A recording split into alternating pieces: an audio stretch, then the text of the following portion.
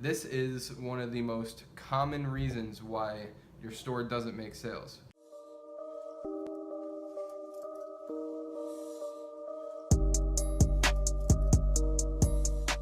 What is going on, guys? This is Noah here with another video on why your store is not making sales. So there's literally a million reasons why this could happen. I'm not going to be covering the stupid ones like you're on the free trial, like your payment isn't set up properly, your theme is not working properly, you have your shipping too expensive because you forgot to change it. Like, those are just very simple things that I'm not going to cover in this video.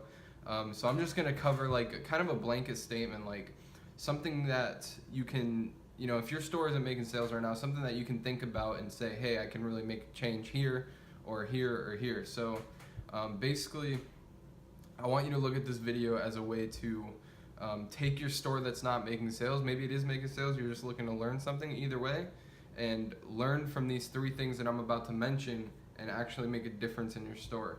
So basically what I do is, as you know, I'm an agency owner. Like, people don't have systems, so they come and hire me to pretty much scale their stuff, whether they're starting from the beginning or they already have some sales, or maybe they have an established brand already and they just want help. So my entire business model is based around having a system, and there's never been a situation where I've kind of sat back and said, like, why isn't this making sales, without backing it up with some sort of action behind it. So it's not that your store just isn't making sales, right? There's definitely a reason there. You just have to, come in with the mindset of, I gotta figure out why it's not making sales, and then I gotta take action on why it's not making sales. So these are like the three most common reasons that I see. I just picked them out, so let's just get right into it.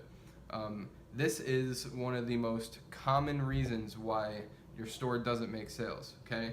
You're not doing it for long enough. Like, there's so many people who have been doing it for a month, they spent $1,000, whatever, and they expect to be rich, and when they don't, they get all emotional, like, maybe this isn't gonna work for me, maybe this business model doesn't work, maybe this is all just a big scam.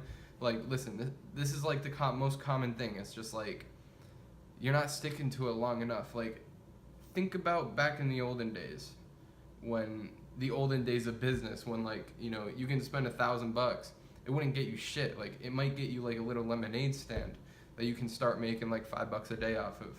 In this day and age, you can spend $1,000 right on the internet from the comfort of your own couch, and you can, work towards getting a positive return. It doesn't mean that it's easy. Like, there's so many people out there who say, like, it should be quick. Like, there's a lot of strategy and, all this bullshit, when at the end of the day, it's a business, and it's not just gonna work like that. Like, it takes time.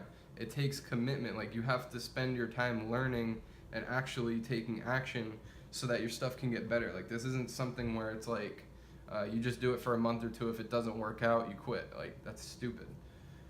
So the other reason is very common. It's just not having a strategy, like not having a system, and this goes back to not having a mentor, like not learning from somebody, which is good because you're watching YouTube videos. At least you have some sort of ambition to actually learn and not just try to figure it out on your own.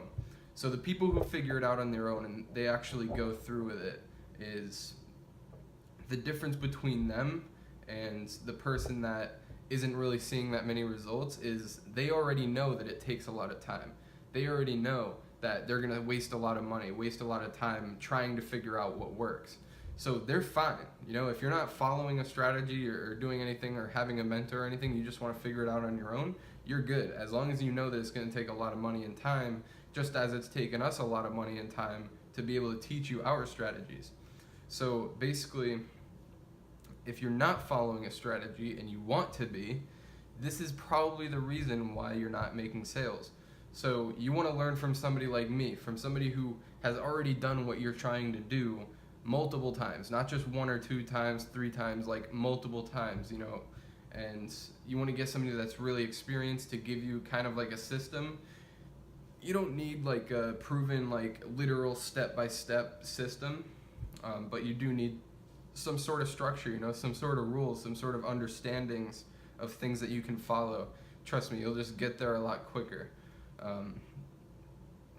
The people who try to figure it out on their own, I've seen many people, like some of my friends, like they took them a while, you know what I mean? But they committed to it, so that's fine. But if your Shopify store isn't making sales, not following a strategy could be one of the reasons. You're just kind of throwing stuff out there and hoping that it works. Might not be doing something the way that is working right now, but yeah. So the last and final reason is testing products that are not gonna sell. Like, I've seen so many products where you look at it and you say, like, I've seen that a million times, that I'll never sell. And then I've seen products where you look at it and you're like, oh my god, that's so good, like, I love it, we're gonna put it out there and make it so good. And it's actually flipped. Like, usually the ones that you see and you're like, oh, that's not gonna do good, usually those ones do good. And usually the ones that you think are gonna do good don't really do that good, because your opinion is completely irrelevant in this situation. What matters is what happens when you actually put it out there. Now, how do you figure out, like, what are the best products to test? What are the ones that you want to stay away from? And it's really hard to say, because nobody has it down perfectly. Like, nobody can look at a product and be like, oh yeah, I guarantee you that that'll be a winner. But what you can do is kind of weigh your options. So there's certain things that I look for in a winning product when I'm trying to find products and test them.